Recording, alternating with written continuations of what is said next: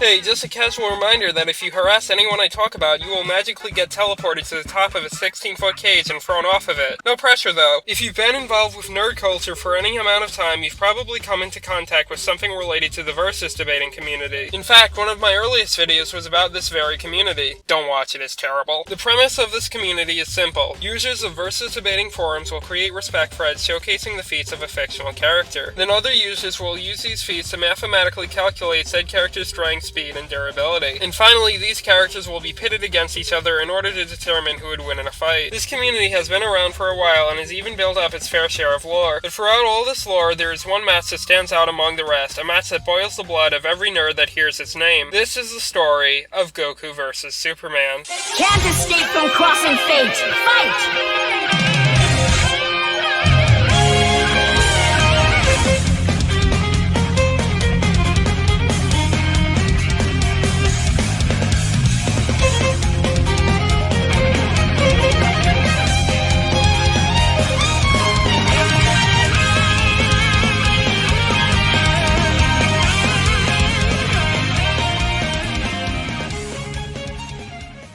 Before I begin, I just want to state that the purpose of this video is not to determine who would win, but rather to detail the history of the matchup. I have neither the time nor the energy to determine the strength of any variation of either character, so if you came here expecting a definitive answer, you've come to the wrong place. On to the actual video. Our story starts in May of 1938. The first issue of Action Comics was released, and the main highlight was the story about this Superman guy who came to Earth from the planet Krypton. He's an obscure character, you've probably never heard of him. This Superman guy would soon become an icon of American pop culture and would spawn countless similar characters. Flash forward to September of 1996. The first two episodes of the 1989 Japanese cartoon Dragon Ball Z would be dubbed and broadcasted to America. These two episodes shattered the minds of every single 90s kid, and on subsequent Fridays they would collectively turn off their Pearl Jam music to watch this cartoon. This would continue until October of 1999, where Goku would unlock his Super Saiyan transformation, shocking everyone who watched it so much that their Tamagotchis fell out of their hands and immediately shattered. And as Goku would become stronger and stronger, one question would come to the minds of Dragon Ball fans. Can Goku beat Superman? And this question begs another question. What about this match in particular speaks to so many? Sure, there's surface level similarities between the two characters, but there's something deeper to this match that makes people so passionate about it. And I believe that that passion can be easily explained by one simple factor. Everyone who watches anime is and always will be an awkward nerd. Source, I watch anime and I'm an awkward nerd. Let me rephrase that.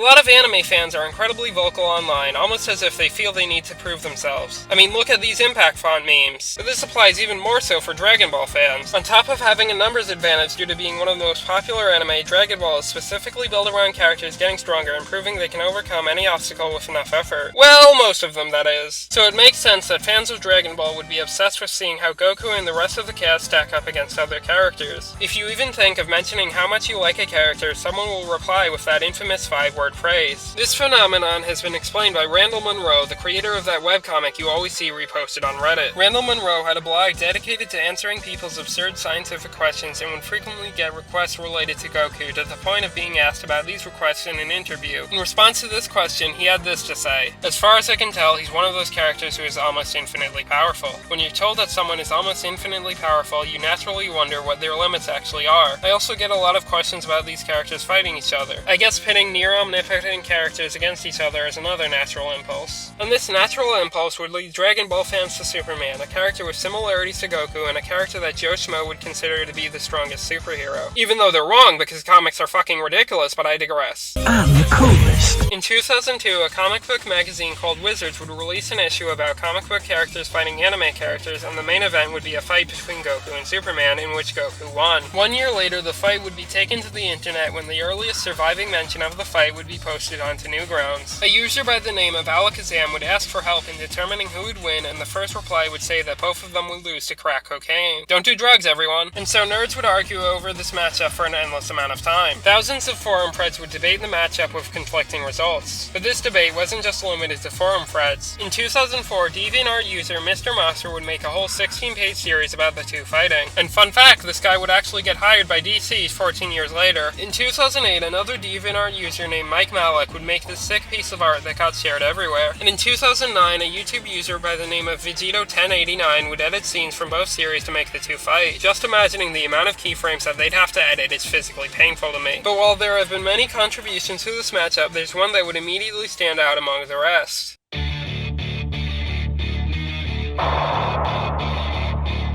The website ScrewAttack.com had struck gold when they launched their Death Battle series in 2010, and the series' most iconic episode was their Season 1 finale, Goku vs. Superman. This was actually the second idea for a match they ever came up with and was even brought up in other videos they did. So when they got around to doing the fight, they would make sure it was a spectacle. The episode was far longer than any of the previous ones, was a collaboration with many notable people within both communities, and was even originally supposed to be released on the day the world ended. While the animation may be outdated and the verdict had faulty reasoning that I'll get to later, I still enjoyed rewatching the fight. It was well choreographed and there was some enjoyable banter between the two characters. But all good things have to come to an end, and this fight made sure to end with a bang.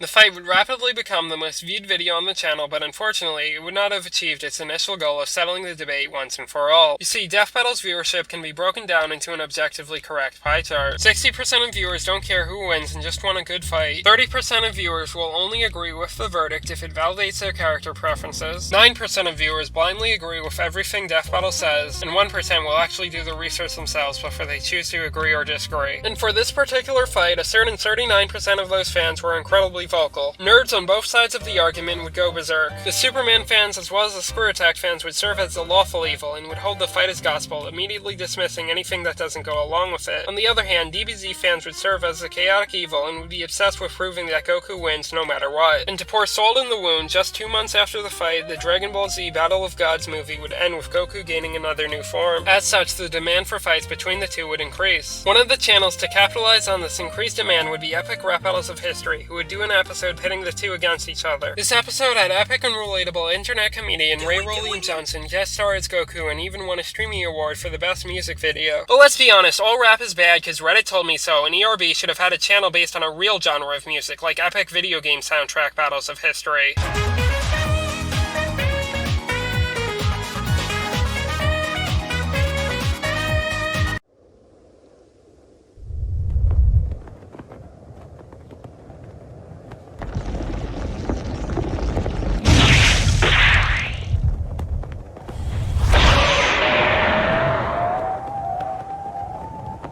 The phrase is just a game of such a weak mindset!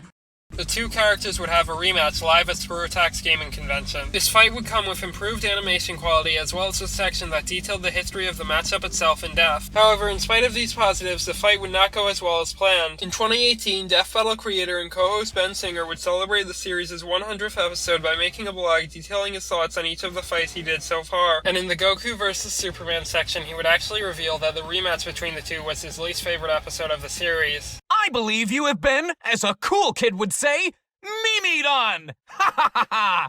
Le epic bazinga! Long story short, the original script for the first fight was over 50 minutes long, so naturally many cuts had to be made. As such, the second fight was intended as a continuation of the first one and not a true rematch. But then executive meddling happened, which resulted in the fight being hyped up as the true answer to this debate. And this resulted in one major issue with the fight, the no limits fallacy. Basically, the no limits fallacy is a term coined by the versus debating community to describe the misconception that because something in fiction has not yet shown any limits, it automatically has none. The trap Death Battle fell into when covering Superman was the assumption that since he gets stronger every time he's exposed to sunlight, he should theoretically have infinite power. However, this isn't necessarily true, as Superman would have to fly to the sun and then wait a certain amount of time to access these powers so a character with enough speed or range could prevent him from doing so. So add up these legitimate errors, the way the fight was branded, and a bunch of angry Dragon Ball fans, and you'll get a reaction equivalent to Coke and Mentos. It's okay. I'm not mad. Really? Nope. I'm serious!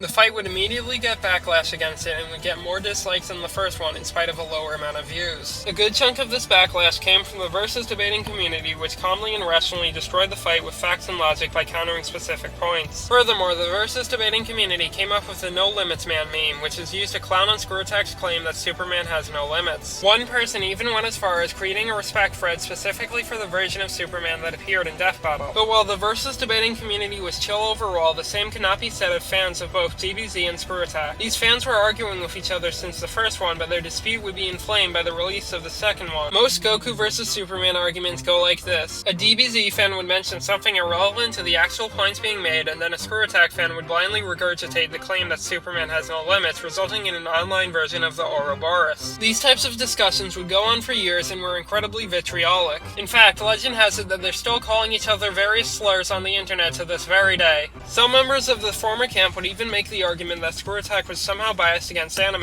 This is a really stupid argument to make, regardless of how many errors ScrewAttack made. Anyone who skimmed the Wikipedia page for Hanlon's Razor will tell you that just because someone was wrong about a fictional character on the internet doesn't mean they're secretly conspiring against said fictional character. It's fine to disagree with the result, but you shouldn't hate Death Battle just because they were wrong about a fictional character on the internet. No, you should hate them because they're too cowardly to do the only real matchup, Uncle Ben versus Thomas Wayne. And around this time was the successful release of Studio Madhouse's One Punch Man anime adaptation. Since the One Punch Man franchise was a parody of both of Goku and Superman's respective genres, the protagonist Saitama would become a frequent opponent for both characters and would bring more people to this argument. Because, you know, a fight involving a character who can easily result in no limits fallacies went so well the last time. People still argue over the Goku vs. Superman matchup to this very day, albeit not to the extent they did back in 2015. If you go back to the comment section of any video involving the fight and sort by new, you'll still find butthurt people from both camps. So now you're probably asking, what's the big point being made? And really, there is none. I just think it's cool that the internet could take something as mundane as mathematically calculating the strengths of fictional characters and then turn it into a large community, to the point where one particular match has a ton of history behind it. You'd be surprised at the amount of large communities built around other weird stuff, like actively trying to find out information on media thought to be lost to time, or using difficult exploits to play video games in as short of a time span as possible. But before I end this video, there's one more thing that I need to do. Remember when I said this? Before I begin, I just want to state that the purpose of this video is not to determine who would win, but rather to detail the history of the matchup. Well, I lied. See, I have done the calculations for every variation of the two characters and have finally determined the end to this debate once and for all. Enjoy the high-quality animation that your eyes are about to feast on. The fight starts with Goku and Superman making eye contact with each other on the battlefield. Immediately, Goku transforms into his Ultra Instinct form. Without a word, the two fly towards each other in an attempt to get the first punch. But before either punch can land, both characters get so disrupted by energy coming from a higher power that even the slightest movement is a struggle. It's then revealed that this higher power is actually Martin Scorsese, who says 3 words. Your cape shit lol. Immediately, the two cape-shit characters drop to the ground and foam at the mouth. Scorsese's raw aura was so strong that both of them immediately fell unconscious. The end.